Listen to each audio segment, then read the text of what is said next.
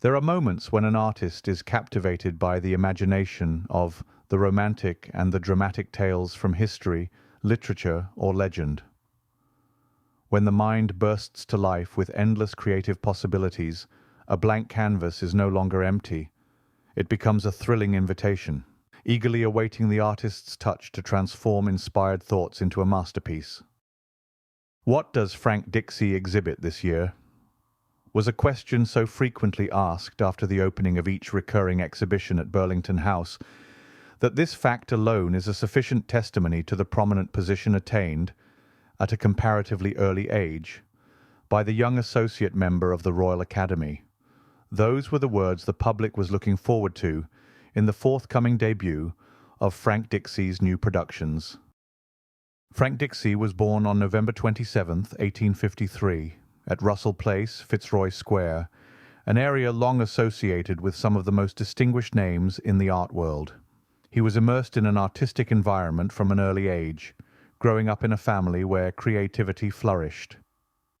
His father, T.F. Dicksee, was a prominent exhibitor at the Royal Academy for many years, while his uncle, John Dicksee, was also well regarded in the profession. Even his sister earned notable recognition, securing a distinguished place at the Academy on multiple occasions. It is rare for so many members of one family to exhibit such remarkable talent within the same artistic discipline. Frank Dicksee received his earliest artistic instruction from his father, laying the foundation for his future success. In his own words, he cannot remember when he did not draw. His love for art grew with his development and strengthened with his gift. At the age of 16, he left the school in Bloomsbury, where he had been educated, and worked at home for a year to prepare himself for entering the schools of the Royal Academy, which he succeeded in doing before he was 17. In 1872, he was fortunate enough to obtain the silver medal for a drawing from the antique cast, and in 1875 the gold medal for his picture of Elijah confronting Ahab and Jezebel in Naboth's vineyard. And the first he exhibited at the Royal Academy hung in what was then called the lecture room.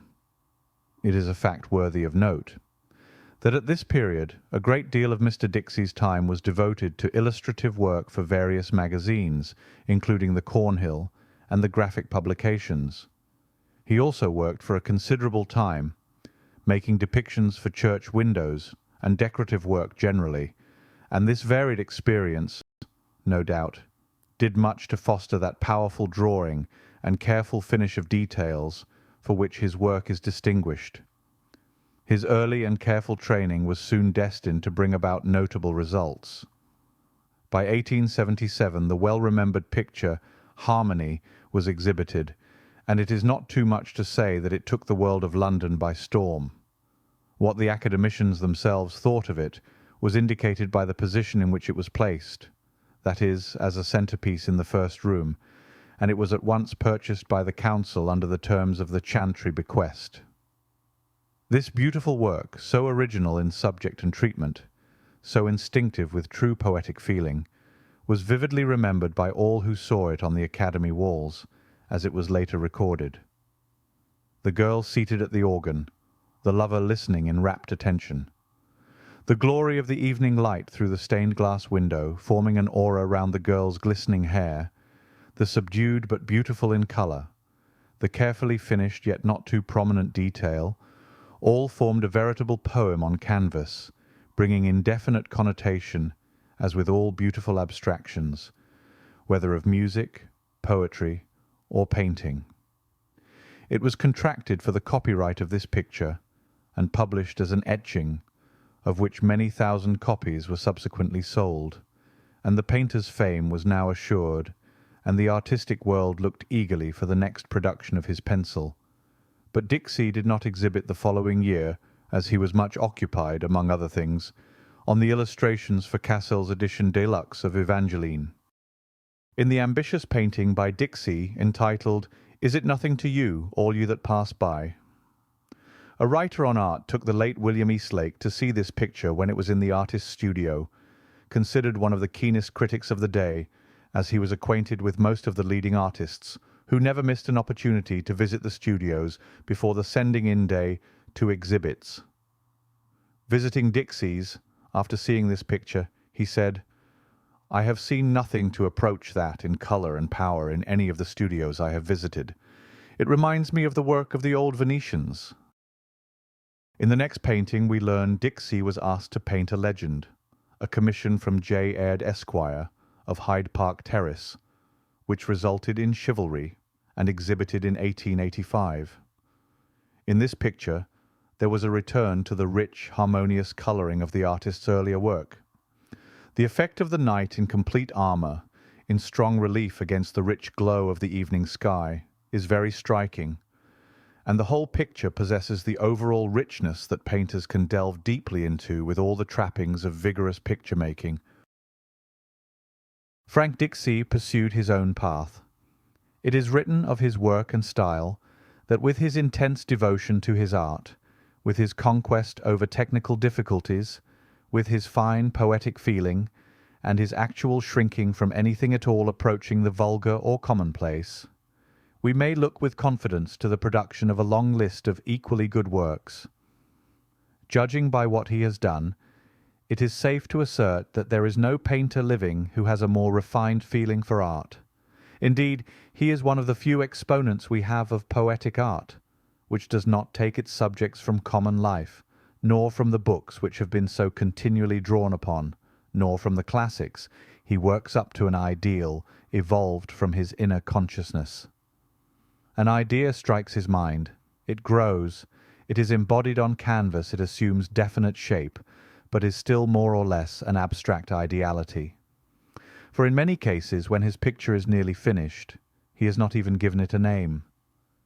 Harmony and the symbol were amplifications of an idea, expressed ideas that crossed his mind on the spur of the moment. It is somewhat difficult to define Mr. Dicksee's position with regard to contemporary art. His sources of inspiration do not appear to be drawn from any particular school or painter. His method is peculiarly his own. His texture is exceedingly rich. His colour, as previously remarked, is suggestive of the Venetians, that the feeling for colour is intuitive.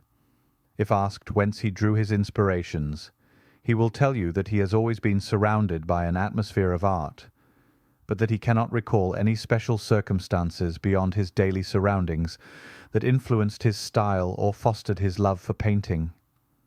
It is probable that had his early studies been pursued in foreign influences or galleries, in the studios of Paris or Brussels, his work would not have been distinguished by such marked individuality.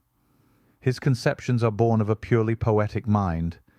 His skill results from careful training and intense and continuous application of his trade. Before Mr. Dicksee sets to work on a picture, he has devoted much time to thinking it out in detail, has fully studied all questions as to costume and accessories, and has made careful preliminary drawings for each part of it. He is thus able to devote himself steadily and without distraction to the definitive expression of his idea, and to the adequate clothing of it in a fitting scheme of light and colour. To this sound academic method may be the singularly high level of accomplishment they display. Some may be more brilliantly successful than others, but there are no failures. His studio interior displays a well-organized workshop.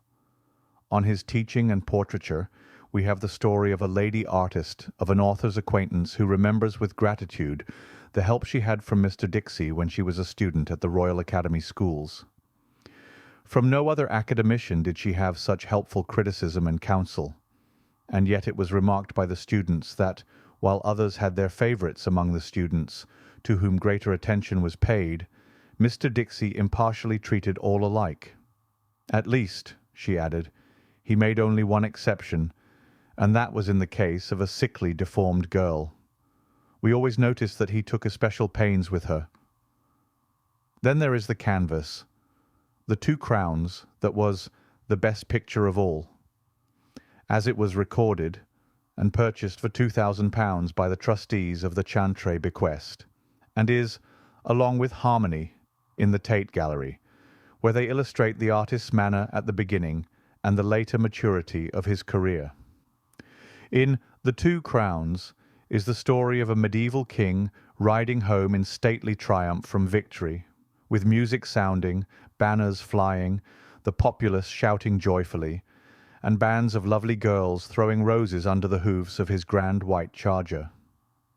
The critic of the Times opined that, among the good judges, all those who have not gone over with bag and baggage to the camp of the moderns will justly admire its many formal perfections.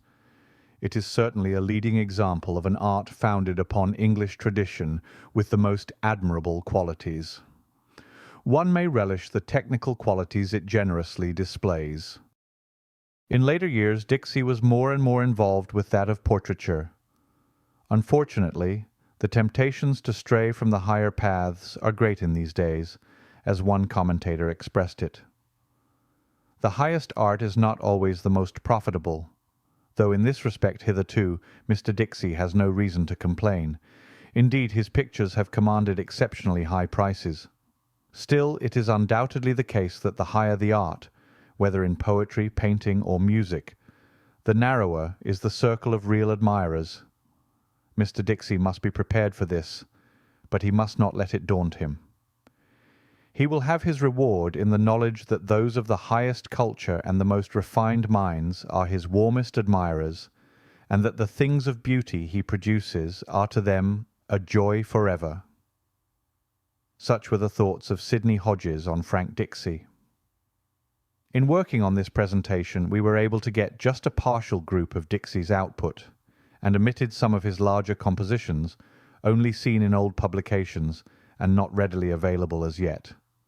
But he is an accomplished artist, and we trust you enjoyed the craftsmanship and diligent effort he expressed by way of an ideal, a poetic viewpoint he envisioned and accomplished. So with that, we trust you enjoyed this look at Sir Frank Dicksee's wonderful work and the romantic side of picture-making.